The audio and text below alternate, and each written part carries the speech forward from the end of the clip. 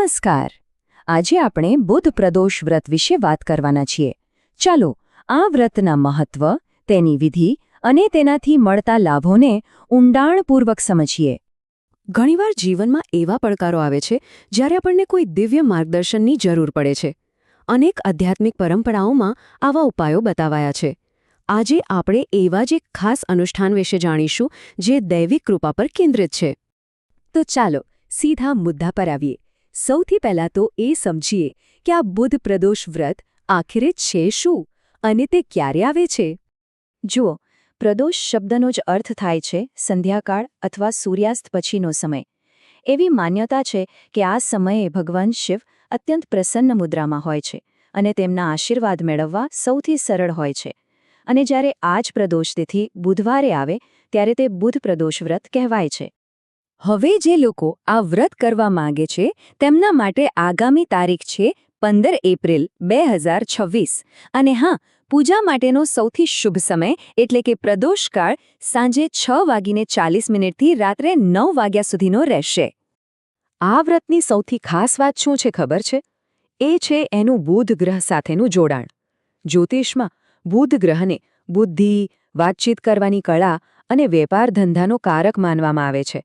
એટલે આ દિવસે કરેલી પૂજા આ બધા ક્ષેત્રોમાં વિશેષ લાભ આપે છે. સારું, આપણે એ તો સમજ્યા કે વ્રત શું છે, પણ સવાલ એ છે કે આ કરવું શા માટે? ચાલો જોઈએ કે આ વ્રત કરવાથી કયા કયા આશીર્વાદ અને ફાયદા મળી શકે છે. આ વ્રતના ફળની યાદી ઘણી લાંબી છે. જેમ કે બુદ્ધિ અને યાદશક્તિ તેજ થાય છે, ધંધા નોકરીમાં પ્રગતિ થાય છે, ભણતરમાં સફળતા મળે છે. એટલું જ નહીં, દેવા જેવી સમસ્યાઓમાંથી છુટકારો મળે છે, ઘરમાં શાંતિ જળવાય છે અને જો કુંડળીમાં બુધ ગ્રહ નબળો હોય તો તેની ખરાબ અસરો પણ ઓછી થાય છે. કોઈપણ વાતને સમજવા માટે કથાથી વધુ સારું માધ્યમ કયું હોઈ શકે, બરાબર ને? ચાલો આ વ્રતની શક્તિને સમજવા માટે એક પ્રચલિત કથા સાંભળીએ. વાર્તા કંઈક એવી છે કે એક બ્રાહ્મણ પરિવાર હતો જે ગરીબી, દેવું અને બીમારીઓથી ઘેરાયેલો હતો. એમનો દીકરો પણ ભણવામાં કે કામધંધામાં ક્યાંય ફાવતો નહોતો. ટૂંકમાં ચારે બાજુથી મુશ્કેલીઓ જ હતી. અને ત્યારે જ એમના ઘરે એક જ્ઞાની સાધુ આવે છે. એમણે આખા પરિવારની સ્થિતિ જોઈ અને એક બહુ જ સરળ પણ અસરકારક ઉપાય બતાવ્યો. એમણે કહ્યું, તમે બુધ પ્રદોષ વ્રત કરો. ભગવાન શિવ અને બુદ્ધ દેવની કૃપાથી તમારું જીવન ચોક્કસ બદલાઈ જશે. અને થયું પણ એવું જ. એ દંપતીએ પૂરી શ્રદ્ધાથી વ્રત કરવાનું શરૂ કર્યું. ધીમે ધીમે ચમત્કાર થવા લાગ્યો. એમનું દેવું ઉતરવા માંડ્યું, દીકરો ભણવા ગણવામાં અને કામમાં હોશિયાર થવા લાગ્યો અને ઘરમાં ફરીથી સુખ શાંતિનું વાતાવરણ છવાઈ ગયું. વાર્તાનો અંત તો એનાથી પણ વધુ સુંદર છે. એક રાત્રે બ્રાહ્મણને સ્વપ્નમાં ખુદ ભગવાન શિવે દર્શન આપ્યા અને કહ્યું કે જે કોઈ શ્રદ્ધા અને નિયમપૂર્વક આ વ્રત કરે છે તેને હું બુદ્ધિ, ધન, સુખ અને સન્માનના આશીર્વાદ આપું છું. તો આ કથા પરથી આપણને શા માટે એનો જવાબ તો મળી જ ગયો. ચાલો હવે એ સમજીએ કે આ વ્રત કેવી રીતે કરવું. એની પૂજાવિધિ શું છે? કોઈ પણ પૂજા પહેલાં તૈયારી બહુ જ જરૂરી છે. તો સાંજે પૂજા માટે શિવલિંગ અને ભગવાન ગણેશની મૂર્તિ, ચડાવવા માટે બિલ્વપત્ર, લીલા મગ અને સફેદ ફૂલ, અભિષેક માટે પંચામૃત એટલે કે ગંગાજળ, દૂધ, દહીં, ઘી, મધ, ખાંડ અને સાથે ચંદન, ધૂપ, દીવો જેવી સામગ્રી ભેગી કરી લેવી. વ્રતની શરૂઆત સવારથી જ થઈ જાય છે. વહેલા ઉઠીને સ્નાન કરી સ્વચ્છ લીલા કે સફેદ કપડાં પહેરવા. પછી હાથમાં જળ લઈને આખા દિવસ માટે શ્રદ્ધાપૂર્વક વ્રત કરવાનો સંકલ્પ લેવાનો હોય છે. આ દિવસે ઉપવાસ રાખવામાં આવે છે અને ગુસ્સો, જૂઠું બોલવું અને તામસિક ભોજન જેવી બાબતોથી દૂર રહેવાનો હોય છે.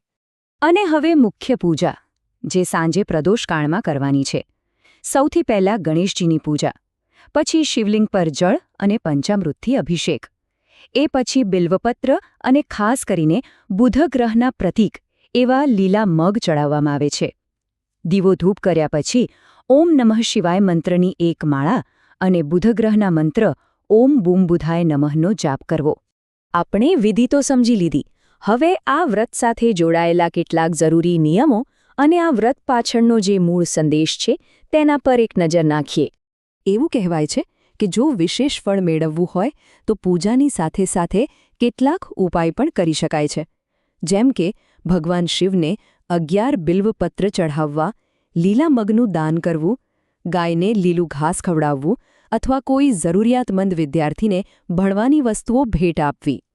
આ વ્રત ખાલી ઉપવાસ પૂરતું નથી, પણ આખા દિવસના આચરણ સાથે જોડાયેલું છે. એટલે કે શું કરવું અને શું ટાળવું, મનને શાંત રાખવું, સત્ય બોલવું, શ્રદ્ધા રાખવી, અને બીજી બાજુ ઝઘડો, જૂઠ, નશો, માંસાહાર અને કોઈનું અપમાન, આ બધી બાબતોથી સખત રીતે દૂર રહેવાનું છે.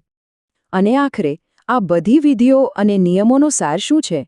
સાર બસ એટલો જ છે કે જ્યારે ભક્તિ, સત્ય, શાંતિ અને ભગવાન શિવ પર અતૂટ શ્રદ્ધા ભેગા થાય છે, ત્યારે જીવનની ગમે તેવી મોટી મુશ્કેલીઓ પણ ધીમે ધીમે દૂર થવા લાગે છે.